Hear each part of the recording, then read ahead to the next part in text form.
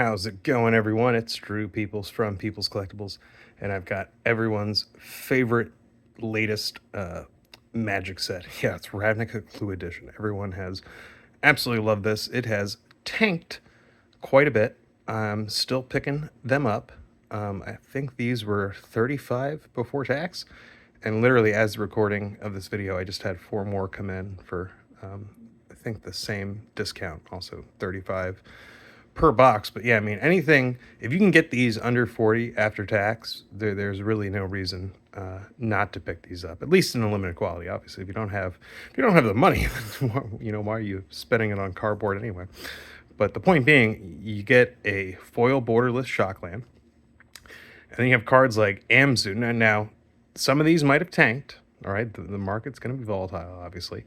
But about a week ago, I had picked up a few of these, and I got 2 of these, and I sold each of them for, I think it was $16.50 each, and also 2 copies of Suppressor Skyguard, and these also went for $10 a piece. So I just bought 3 more. I've cracked 18 of the pack so far. I got 2 more of these guys and a Suppressor Skyguard. Gonna just open 6 on camera, just see what happens. But the main event is obviously the Shocklands. Didn't want to bore everyone with, hey, let's just go through, cracking more of these clue packs that nobody really cares about.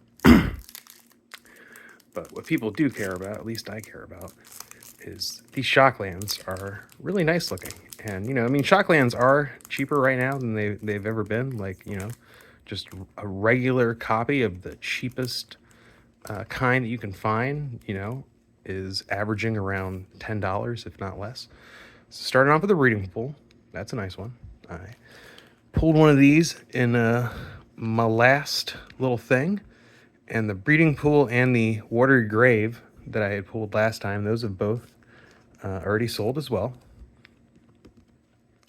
So, pretty much literally the last 3 boxes that I bought, I've already paid for those just from the Shocklands and 2 copies of each of these rares. Which, not bad. And, there is plenty of other stuff in this set. There's other rares and mythics that are unique to Ravnica Clue Edition. And, because, and like I said, any of these could tank in price at any moment. Who knows, right? But then at the same time, like, there are plenty that could just come up out of nowhere because, again, it's unique to this set. People aren't buying this set. All right, Hollowed Fountain. This is the one I got from the first time I got one of these Clue Edition boxes. And obviously, they're pringled as hell. I don't think anyone should be honestly surprised. They're foil cards in singleton packs. If they weren't a bit pringled, I'd be more concerned, because it's like, what is it? Is it like etched foil or something? How is it not pringled? But keep them in top loaders to flatten them out. That is the way to do it.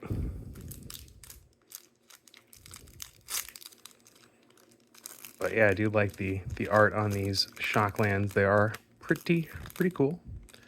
All right, and our last one here. Can we get something nice? Water. That's literally what I was about to say, was watery grave, because last time I got the breeding pool and watery grave, and those sold almost immediately. For good reason too. I was selling at a very fair price. Could have gone a little higher, but if you sell it all on eBay, they have the standard delivery envelopes, and those, the order is $20 or less.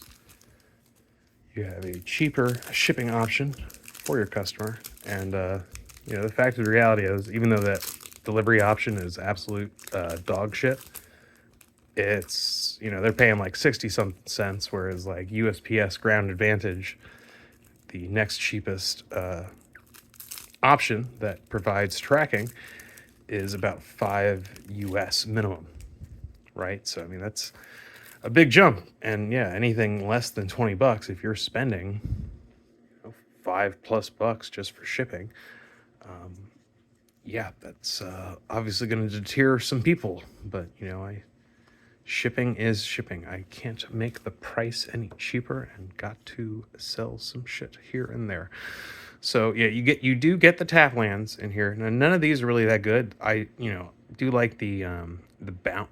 What do you call these? The bounce lands that tap for two, that come in tapped. But obviously, when you have decks that you can play like 3 or 4 extra lands a turn, sometimes you want to bounce a land because you might have a landfall trigger. So those are pretty good. The thriving cards, and then the at least this is a gate. I think we're well past the time that the tap dual lands that are just tap dual lands and that's it. Like it comes in tapped and it taps for 1 of 2 colors. I don't see any reason why you would ever play any of those. Even the thriving cards, I don't think that are that great. But maybe in like a 4-color deck on a budget, 4 or 5 color deck, those make more sense. But still, point being, these Clue Edition packs, they got some gas. And, there's plenty of like little commons and uncommons in there too. Like, especially if you're a newer player or whatever, like there's going to be stuff in there that will help out a variety of your EDH decks. And of course, these are like Jumpstart packs. I feel like this was kind of Wizards' attempt at bridging a gap between like Jumpstart and like a Universes Beyond thing. And they knew that Jumpstart wasn't doing well because they had the original, and they tried doing the ones for the sets like Dominaria United, Brothers War, March of the Machine, and those products did terrible, as they should have. They weren't good. And look, there you go. Oh, sorry, my throat is very raspy today. I was out and about today with people, and I am exhausted. Anyway, Deadly Dispute. I mean, this is... I remember for a minute there, this card was like $4 or $5 a piece when it was just... the only printing was from Adventures in the Forgotten Realm. And I know that because I bought a shit ton of Adventures in the Forgotten Realm, and this was the go-to common. It's been reprinted plenty since then, but this is still, $1, $2 common. Just a common. And it's in the Clue Edition stuff. So that's my point. There's plenty of random nice like little commons and uncommons now. Those rares there didn't really do much for me.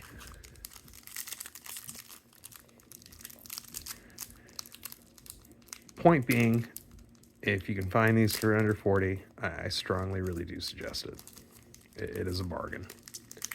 They're only going for that price because Wizards likes tanking their price. Oh, there we go, Zuria's Senate. And I don't think this is guaranteed to be a Sky Guard suppressor, even though he's on there. Because just like Jumpstart, you have the different variants for each of the themes that you get. Right? So he only shows up in maybe 2 of 4 themes or something like that. Let's see. And yeah, is she unique to this set? I can't remember if there's like unique commons and uncommons. I feel like there probably are. When she enters during the declare attacker step, choose target player and any number of target attacking creatures their opponents control. Those creatures now attacking that player. I feel like the art is maybe unique to this, but I have seen that card before.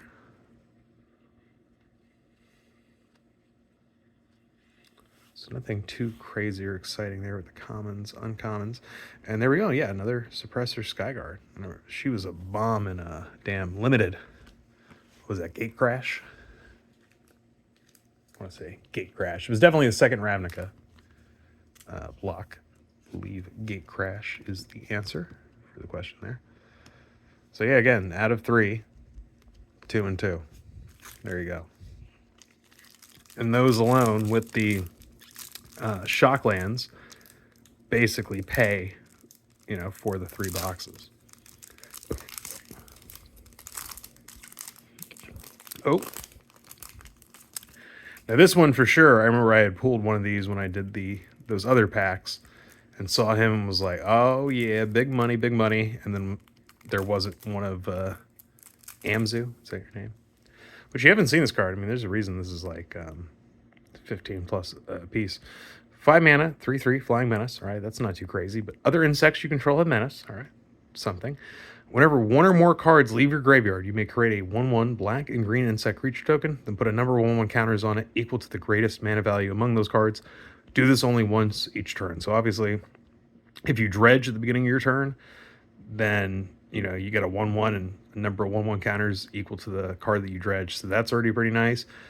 Flashbacking like an instant on an opponent's turn is pretty nice. I mean, the fact that you can do this, multiple times on a turn cycle. Even if there's something, I'm trying to think, what's something that just like exiles one card from your graveyard. Soul Guide Lantern. I can't remember if you can choose. I feel like you got to be able to choose your own graveyard with that too, right? So just like removing a big creature real quick from your graveyard to get like a 10/10 insect that then has menace on your turn, and there's all these there's all the 1/1 counter synergies in green. So yeah, I mean that is a dope card. There's a reason. Anyway, let's see if we got another one. We did. Whoa, dope. All right, well. Now we have churned a profit. If this card is still that, who knows? That was about a week ago. A lot can change in a week in Magic, let me tell you. I go on there and it's like, oh, this card's only $5. And then I also have like negative reviews from the people that bought the 2 copies that I had. And they're like, hey, fuck you, dude. Why'd you sell me this overpriced card? Well, it wasn't overpriced when you bought it, you dumb shit.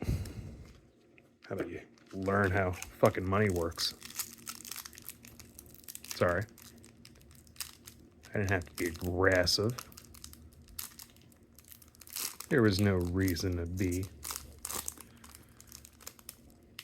Although, yeah, I mean, people can be annoying when they act like something is your problem when it's definitely not your problem. Like listing a card at the value that it was when you listed it. Don't get mad that it went down. Just like Jewel Lotus, I pulled that literally the day before it got banned.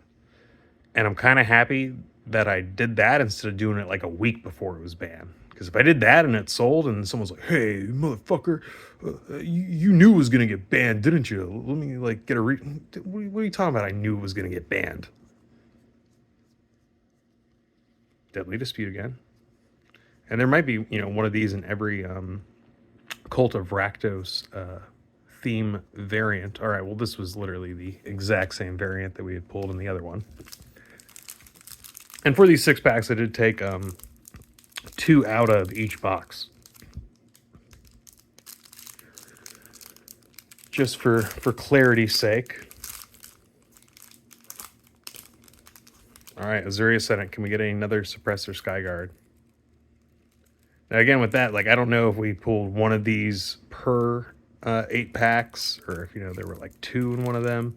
There are only, so many themes and variants to those themes in this small little, side set thing that they did. But yeah, let's see. Can we... It's looking like the same stuff. That doesn't mean much, though. All right. Can we do it? All right, we're there, fam. We're there. 3 Suppressor Skyguards, 3 Amzus.